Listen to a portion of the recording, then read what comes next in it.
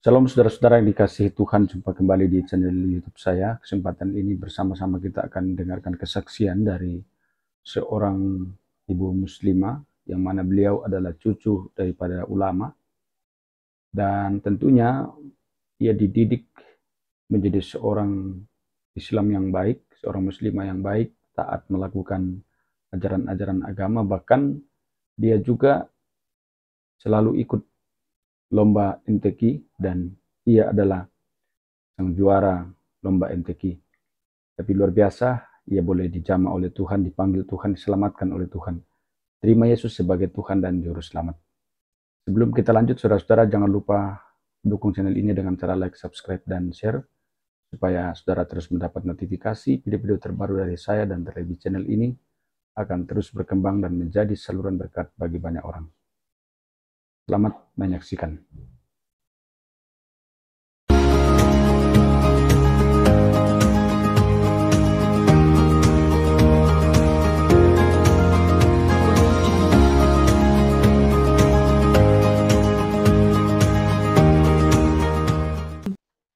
Salam semuanya, para pendengar di seluruh Indonesia, baik yang di luar negeri juga. Salam dari saya, dari Hong Kong. Perkenalkan, nama saya Ari. Saya dari Nusa Tenggara Barat, Sumbawa. Latar belakang saya dari Islam, kakek saya juga ulama. Bagaimana saya dididik di dalam Islam itu begitu sangat ketat mengenai segala macam hukum-hukum Islam. Saya belajar ngaji, belajar menghafal Al-Quran, terus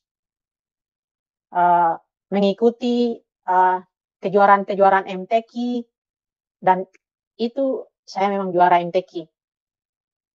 Selama saya di Islam itu, saya banyak mengalami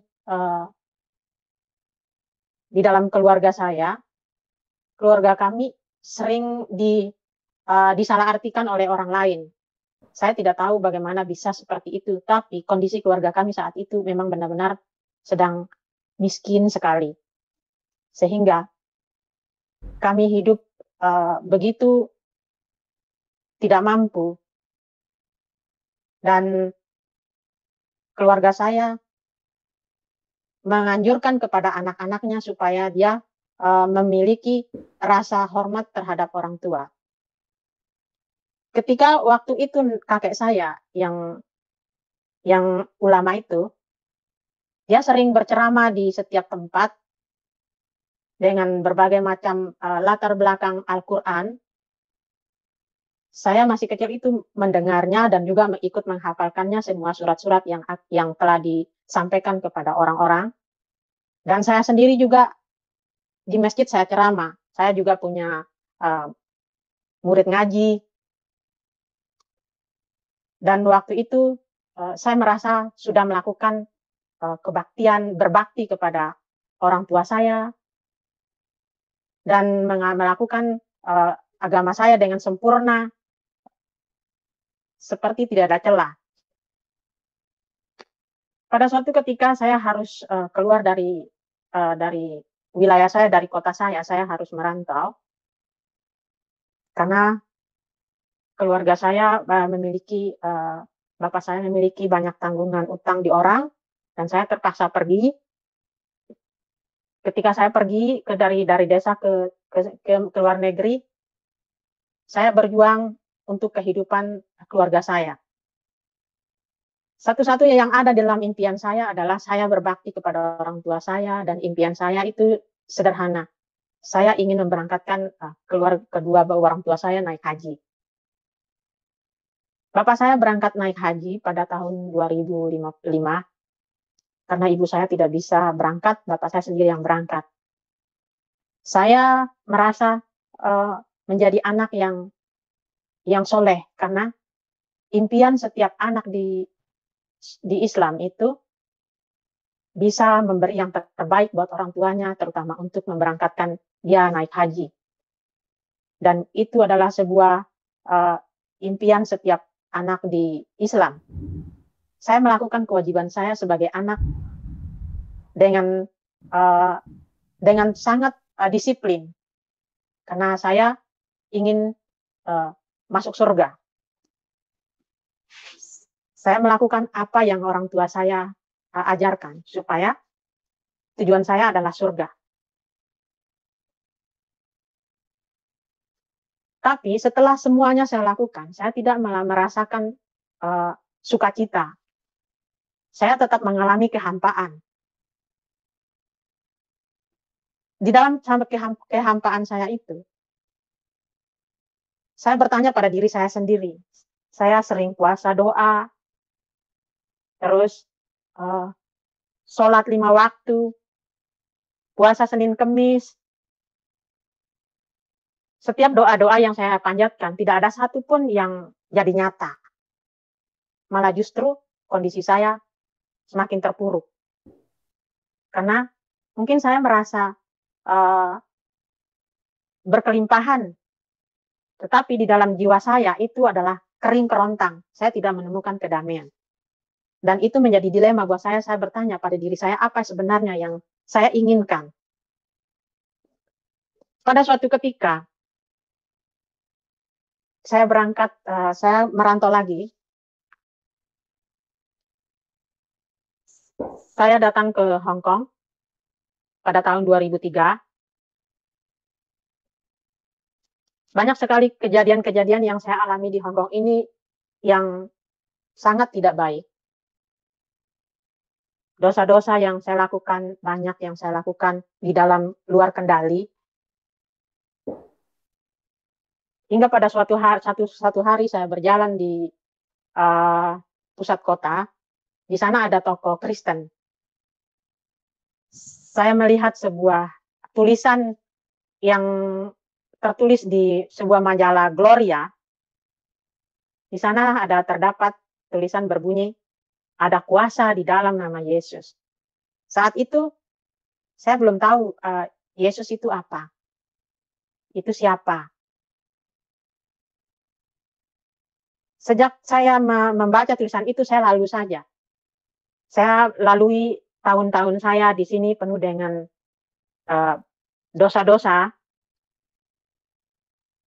Saya tidak lagi berpuasa, saya tidak lagi bersembahyang, karena saya merasa sangat kecewa. Setiap saya berdoa, saya tidak pernah mendapat jawabannya. Saya di keluarga saya, walaupun saya berjuang mati-matian, tapi saya tetap tidak mendapat sebuah tempat. Dan itu sangat-sangat menghancurkan hati saya. Saya dalam kondisi yang sangat tertekan. Ditambah lagi majikan saya di sini di Hong Kong tidak baik. Hidup saya berada di dalam kuburan, saya dalam kegelapan.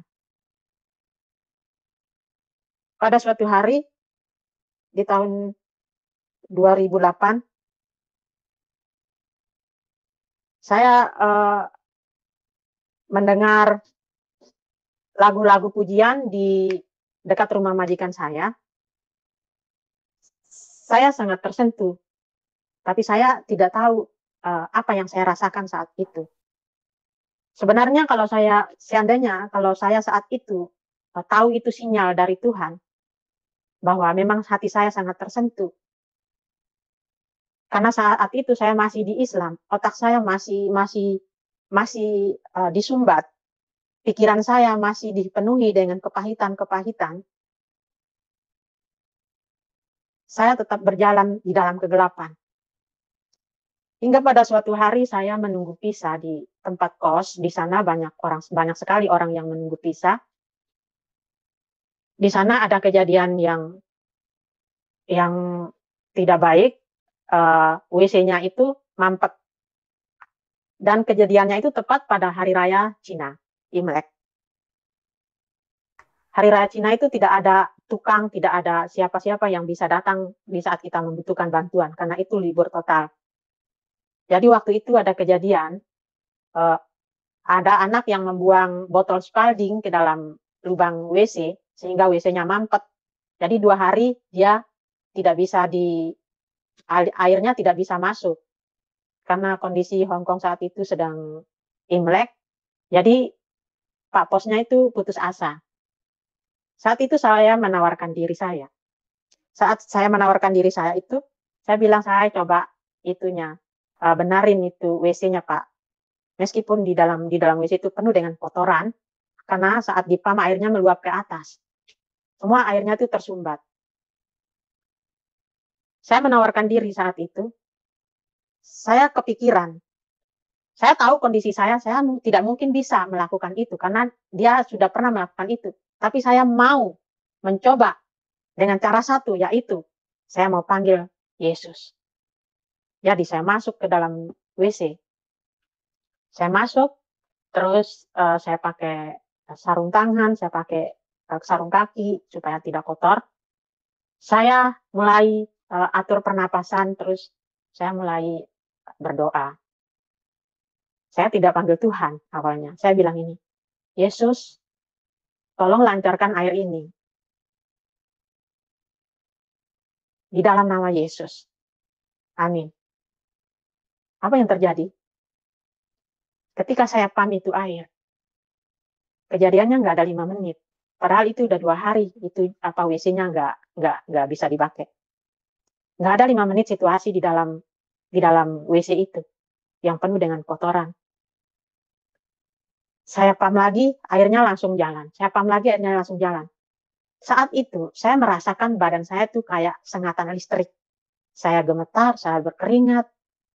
Ada perasaan damai, ada perasaan takut, ada perasaan tidak percaya. Saya keluar dari situ. Saya bilang sama Pak Kosnya, "Pak, itu airnya sudah berjalan." Dia tidak percaya. Akhirnya dia datang saksikan sendiri. "Kenapa kamu bisa? Kenapa saya tidak bisa? Apa yang kamu lakukan?" "Tidak, saya lakukan, saya pam aja. Tapi ada yang menolong saya." "Siapa?" "Yesus yang menolong saya." "Hah?" Dia sendiri nggak tahu siapa Yesus karena dia orang Hong Kong. Saya saat itu, setelah saya pikir, pekerjaan Tuhan itu sangat sempurna. Tuhan baru melakukan mujizat, terus setelah Tuhan melakukan mujizat, apa yang Tuhan lakukan di dalam WC itu, saya bicara kepada Bapak itu tentang nama Tuhan. Jadi satu kali, istilahnya itu 2 in 1. Setelah itu, saya langsung ke kamar, saya berbaring, saya gemetar. Saya menelepon teman saya yang Kristen. Saya ingin Alkitabnya dia. Setelah saya membaca Alkitab, dari Kejadian sampai Wahyu, semua kata-kata yang ada di dalam Alkitab itu, seakan saya berada di sana. Ketika Nuh berada di tengah-tengah air, saya seolah-olah berada di sana. Tuhan betul-betul membuat itu, situasinya itu sama seperti yang di dalam Alkitab. Dan itu membuat saya jatuh cinta. Sepanjang malam saya berpikir, Yesus yang melakukan mujizat itu di dalam WC. Dia yang mau datang ke tempat seperti tempat WC itu, sedangkan saya di Islam, kalau mau menghadap Allah saya harus bersih dulu. Saya harus wudhu dalam keadaan bersih. Saya sudah melakukan sholat 5 kali dalam sehari, dalam 17 rakaat. Saya membaca ayat-ayat di dalam Quran saya. Saya meminta Tuhan menunjukkan saya jalan yang lurus. Di dalam Al-Fatihah itu, ihdinas siratal mustaqim, di situ dia bilang, tunjukkanlah saya jalan yang lurus. Sepanjang hari saya sembahyang. Saya meminta ditunjukkan jalan yang lurus. Tapi jalan yang mana yang ditunjukkan? Tapi tidak ada satupun jawaban. Tapi ketika saya memanggil Yesus di dalam WC yang penuh dengan kotoran-kotoran itu, dia hadir di sana. Dan itu sampai membuat saya merinding sampai sekarang.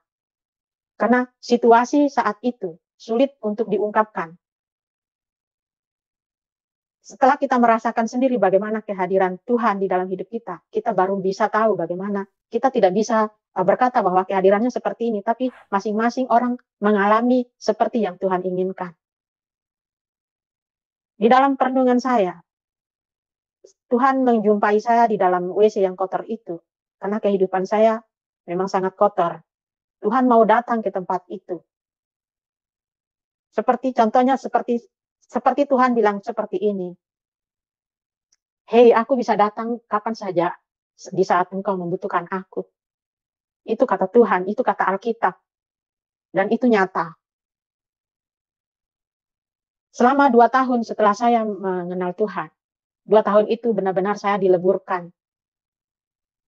Ego saya, kemarahan saya, kepahitan saya, kedunguan saya, kebodohan saya, dihancur leburkan oleh Tuhan. Otak saya seolah-olah dicuci. Paradigma saya terbuka, yang dulu saya sangat membenci Kristen. Bahkan ketika ada guru yang datang belajar di tempat saya, guru Kristen, saya mengajak teman-teman saya untuk melempar rumahnya. Karena itu yang diajarkan oleh orang tua. Kita diajarkan untuk tidak sama sekali berkata ya terhadap dengan orang Kristen.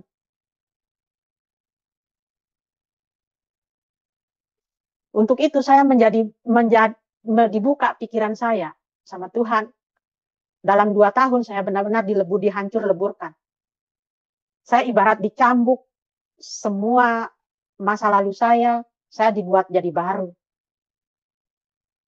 Ketika saya mengalami Tuhan, segala macam kejahatan, kegelapan menyerang saya. Dari kiri ke kanan, dari segala macam unsur. Kenapa? Karena setan tidak pernah mau orang diselamatkan. Itu yang saya dapatkan. Sangat sakit, tidak mudah menjadi orang Kristen. Jika di luaran sana orang bilang bahwa saya dituduh sama teman-teman saya, kamu dikasih satu kardus supermi untuk supaya mengikuti orang Kristen. Tidak. Keselamatan tidak bisa dibeli. Tuhan memilih siapa saja yang bisa dipilih. Dan saya percaya setiap orang yang mendengarkan ini, jika dia mendengarkan acara ini, mendengarkan kesaksian ini, kamu sedang dipilih. Kamu bisa bertanya kepada Allah kamu, siapa sebenarnya Allahmu? Siapa sebenarnya yang kamu sembah? Berani bertanya, seperti keberanian saya. Sebelum saya mengenal Tuhan pun, saya tidak ada orang yang menginjili saya. Tidak ada orang yang menyuruh memberi saya supermi, tidak ada. Tapi saya datang meminta kuasa dari Tuhan supaya air itu mengalir.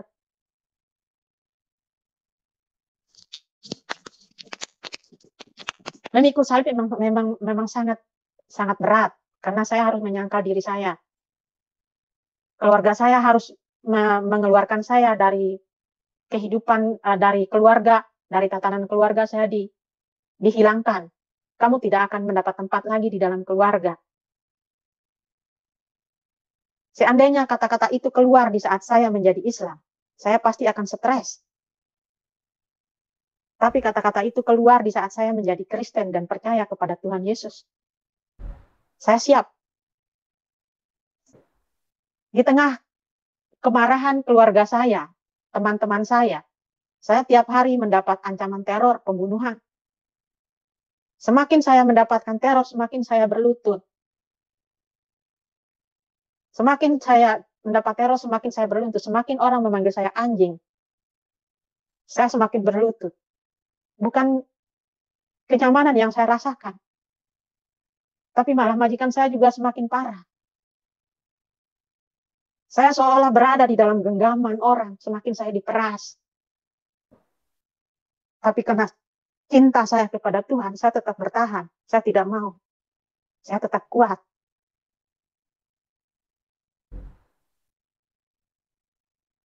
Saya memilih untuk pulang memberitahu keluarga saya siap mati saat itu. Ketika saya pulang, dari Jakarta saya udah mendapat tantangan. Saya tidak bisa lagi masuk ke dalam pesawat karena saya dicegat oleh petugas Garuda. Saya tidak boleh masuk karena saya bawa tas isinya roti. Dia bersikuku supaya saya dibawa ke satu tempat yang jauh dari situ. Saya tahu triknya, dia minta uang. Tapi saya tetap tidak mau. 2018, saya ingat betul. Ketika saya sedang rame dengan petugas di pintu pesawat, saya tidak pernah mengenal gubernur saya, gubernur NTB, TGB. Saya tidak pernah mengenal beliau. Karena rame di depan mulut pesawat itu. Orang banyak antri, nggak bisa lewat. Gubernur saya bilang, tas dia taruh di tempat saya. Ini cara Tuhan. Janji Tuhan digenapi. Bahwa ketika saya di Hong Kong mau pulang ke Indonesia, saya siap apapun yang terjadi. Teman-teman gereja saya di Hong Kong mendoakan saya supaya saya tetap di dalam lindungan Tuhan. Menopang saya dalam doa. Dan saya dikuatkan. Ketika saya berjalan, Tuhan lebih dulu mendahului saya. Dan itu terjadi. Di saat saya dicegat di mulut pesawat, gubernur orang nomor 1 di NTB itu yang menolong saya. Siapa saya? Saya hanya debu. Saya tahu bahwa gubernur saya itu, setelah saya sampai di NTB, setelah saya pisah dari bandara, saya tahu itu gubernur. Setelah saya sampai rumah, orang-orang di rumah saya mengubah caranya, tidak lagi dengan kekerasan, tapi dengan santet, dengan perdukunan. 2 minggu saya di rumah, selama 2 minggu itu saya mencret. Saya makan kangkung, keluar kangkung. Saya makan toge, keluar toge. Tuhan betul-betul tidak menempatkan kegelapan, keburukan yang ingin ditanamkan orang di dalam diri saya itu menyatu dengan tubuh saya. Saya hanya bisa makan kelapa muda, karena kelapa muda saya yang petik. Ketika orang-orang bersekongkol ingin melakukan kejahatan di desaku, saya tetap berlutut, saya masuk kamar. Tuhan, jadilah kehendak-Mu. Apa yang terjadi? Saya diberi karunia oleh Tuhan untuk menyembuhkan orang yang lumpuh. Dia lumpuh sampai selama 5 tahun. Ini pisah tangannya dari ininya pisah. Saya pegang ininya berpisah antara ininya dengan ini. Saya pegang ini pisah. Karena dia udah nggak berfungsi tangannya. Saya mendoakan dia. Saya bilang ke dia, saya akan mendoakan kamu dengan cara saya. Jika memang doa ini membuat kamu merasa diberkati, kamu bisa aminkan. Orang ketika dia dalam sekarat, dia akan setuju. Dan dia menatap saya dengan berlinang air mata. Dia sampai bisa jalan. Besok paginya, saya melihat dia berjalan di lapangan. Saya tidak berbicara kepada siapapun, tapi Tuhan berbicara kepada saya. Itu adalah buah. Saat itu saya belum paham. Saya berusaha untuk memendam semua kebahagiaan yang diberikan Tuhan kepada saya di dalam kesulitan. Di sisi lain, perdukunan tetap berjalan. Bahkan itu dukun sendiri datang berhadapan langsung dengan saya. Tapi dia ilmunya tidak berfungsi. Saya tetap seperti biasa, tapi Tuhan mengiring saya percaya itu. Karena apa? Setiap malam saya melihat kilat-kilat di sekitar rumah saya. Bahkan atap saya seakan roboh, tumpah pasir banyak sekali. Padahal itu tidak ada pasir, tapi itu bunyi yang gelundung-gelundung di atap saya itu peperangan. Sampai ibu saya bilang saya seperti ini, ketika semua suara-suara itu berbunyi. Masya Allah. Aku bilang sama ibu saya, tenang Bu, itu setan-setan pada bergelimpangan. Tuhan sedang berperang. Sampai detik saya kembali ke Hong Kong di dalam perjalanan menuju pelabuhan, saya masih tetap diserang.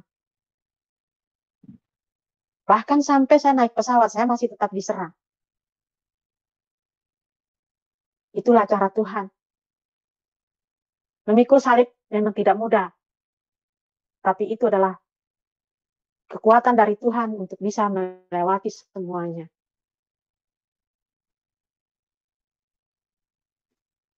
Keluarga saya, meskipun dengan berat hati,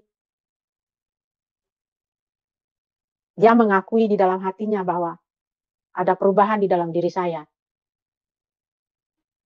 2018, pada waktu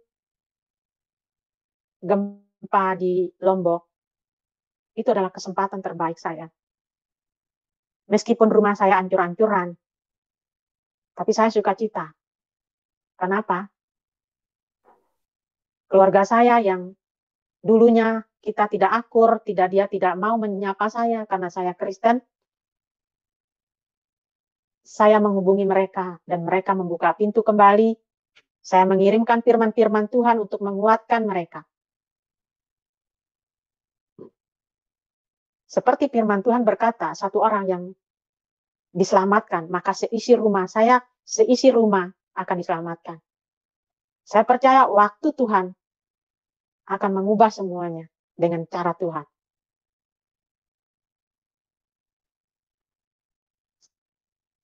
Saya menerima Tuhan pada waktu tahun 2013. Setiap tahun, sejak saya menerima Tuhan, saya banyak sekali menyaksikan mujizat Tuhan melalui saya. Kesembuhan. Bukan hanya orang Indonesia, tapi orang Hong Kong, orang India, orang Nepal. Belajar dari pengalaman yang dulu, saya punya teman Kristen, tapi tidak pernah menginjili saya. Dan sekarang, saya tidak mau menyia-nyiakan kesempatan itu. Ketika saya bertemu orang baru, saya tetap injilin dia, saya perkenalkan Yesus. Suka atau tidak suka, saya tetap menyampaikan itu kebenaran. Entah itu orang mana, orang Hong Kong, orang tua, saya tetap melakukan itu. Mujizat yang Tuhan lakukan, saya kemarin menyembuhkan majikan saya yang sebelah badannya lumpuh. Sebenarnya dia udah 2 minggu, dia udah berhari-hari ke dokter, tidak ada kemajuan. Saya menunggu perintah dari Tuhan supaya saya datang menumpah tangan kepada dia. Saya menunggu dari Tuhan ngomong. Ketika Tuhan bicara, kamu tumpang tangan untuk dia. Saya tumpang tangan untuk majikan saya, dia sembuh. Dan majikan saya mengalami kesembuhan sampai saat ini. Mujizat-mujizat yang Tuhan lakukan selama ini membuat saya semakin jatuh cinta kepada Yesus. Karena apa yang tidak pernah saya rasakan di Islam, saya diubahkan menjadi pribadi yang dulu tidak tahu menjadi tahu.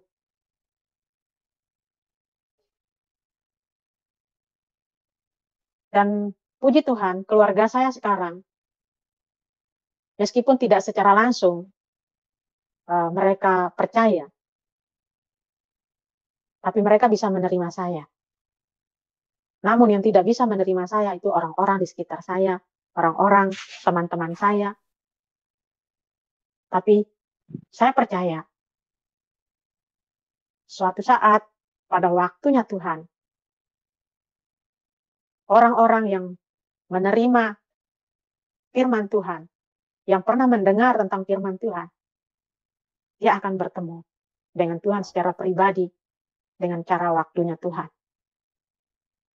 Kiranya dengan kesaksian saya ini bisa memberkati teman-teman yang sedang mengalami berbagai macam konflik dalam hidup, satu pesan saya, jika engkau berada di dalam kehampaan, mencari saat ini, tanyakanlah pada dirimu sendiri, dan beranilah bertanya, siapa Yesus? Sebab Yesus masih menunggu untuk memberikan mujizatnya kepada orang yang berani bertanya. Demikian kesaksian saya. Kiranya Tuhan Yesus memberkati. Saya kembalikan kepada Pak. Demikian kesaksian ini, saudara-saudara, sungguh luar biasa, sangat menguatkan, sangat memberkati, dan saya percaya bahwa siapapun yang mendengar, menyaksikan video ini akan dikuatkan, akan terus merasakan berkat Tuhan, sehingga dalam menjalani hidup akan semakin kuat dalam Tuhan, semakin bertumbuh dalam Tuhan. Karena kita imani, kita percaya bahwa hanya Yesuslah Tuhan, satu-satunya Tuhan dan Juru Selamat. Demikian video ini, saudara-saudara. Sampai jumpa di video-video berikutnya, dan Tuhan Yesus memberkati.